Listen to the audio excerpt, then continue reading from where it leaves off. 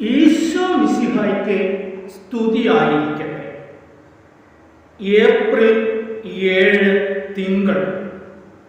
ഇന്ന് നമുക്ക് പ്രത്യേകമായിട്ട് മർക്കോസിന്റെ സുവിശേഷം 8-ാം അധ്യായം ധ്യാനിക്കാം. ഇന്നത്തെ ചോദ്യം, ഞാൻ ആരാണെന്ന ചോദ്യത്തിന് പത്രോസ് കൊടുക്കുന്ന മറുപടി എന്താണ്? ഉത്തരം കമന്റായിട്ട് ഇടുവാനായിട്ട് എല്ലാവരും ശ്രദ്ധിക്കുക.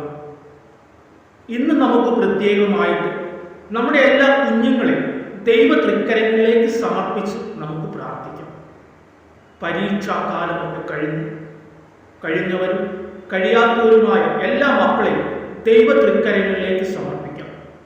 ആഗ്രഹിക്കുന്നത് പോലെ നല്ലൊരു റിസൾട്ട് കിട്ടുന്നതിനും പുതിയ അഡ്മിഷനുകൾ പെട്ടെന്ന് തന്നെ ശരിയായി കിട്ടുന്നതിനും വലിയ കൃപ എല്ലാ മക്കൾക്കും കൊടുക്കണമേ എന്ന് പ്രാർത്ഥിച്ചുകൊണ്ട് പിതാവായ ദൈവത്തെ വിളിച്ച് നമുക്ക് പ്രാർത്ഥിക്കാം.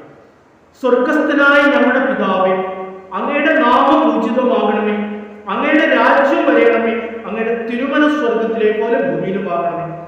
അന്നു വേണ്ടുന്ന ആഹാരം എന്ന് ഞങ്ങൾക്ക് തരയണമേ. ഞങ്ങളുടെ കടക്കാരോട് ഞങ്ങൾ ക്ഷമിക്കുന്നത് പോലെ ഞങ്ങളുടെ കടങ്ങളും പാപങ്ങളും ഞങ്ങളോട് ക്ഷമിക്കണം. ഞങ്ങൾ പ്രലോഭനത്തിൽ വീഴാൻ ഇടയാകരുത്, ദുഷ്ടാരൂപി ഞങ്ങളെ രക്ഷിക്കണമേ. എന്തുകൊണ്ടെന്നാൽ രാജ്യവും ശക്തിയും മഹത്വവും എന്നേക്കും അങ്ങയുടേതാകുന്നു. ആമേൻ. സ്നേഹമുള്ളവരെ, മർക്കോസിന്റെ സുവിശേഷം 8-ാം അധ്യായത്തിൽ ഫരിസേയരുടെ പുളിമാവിനെ പറ്റി ഈശോ ശിഷ്യന്മാരെ ഓർമ്മിപ്പിക്കുന്നു. പലതും കണ്ടിട്ടും കേട്ടിട്ടും ഫരിസേയർ മനസ്സിലാക്കുകയോ ഈശോയെ ഈശോയായിട്ട് അംഗീകരിക്കുകയോ ചെയ്യുന്നില്ല.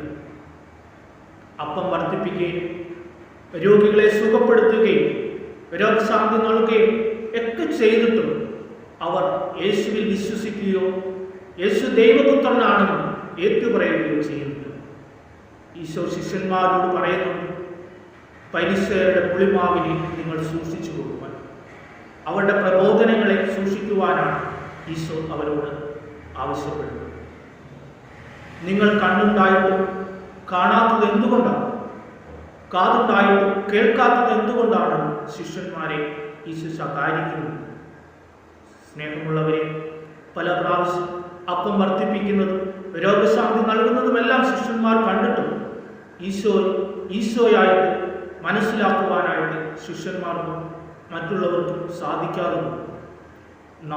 നമ്മുടെ ജീവിതത്തിൽ പലപ്പോഴും ദുഃഖങ്ങളും ദുരിതങ്ങളും ഉണ്ടാകുമ്പോൾ ഈശോയെ തള്ളിപ്പറയുന്ന മനുഷ്യരായി നമ്മൾ മാറുന്നു. എന്തിനും ഏതിനും ദൈവത്തെ കുറ്റപ്പെടുത്തുവാനായിട്ട് നമുക്ക് വലിയൊരു വ്യഗ്രതയുണ്ട്. സ്നേഹമുള്ളവരെ, എല്ലാം ദൈവത്തിന് സമർപ്പിച്ച് ദൈവത്തിൽ അടിയുറച്ച് വിശ്വസിച്ച് ദൈവത്തിൽ ആശ്രയിച്ച് ജീവിച്ചാൽ നമ്മുടെ ജീവിതം സന്തോഷകരമാകും.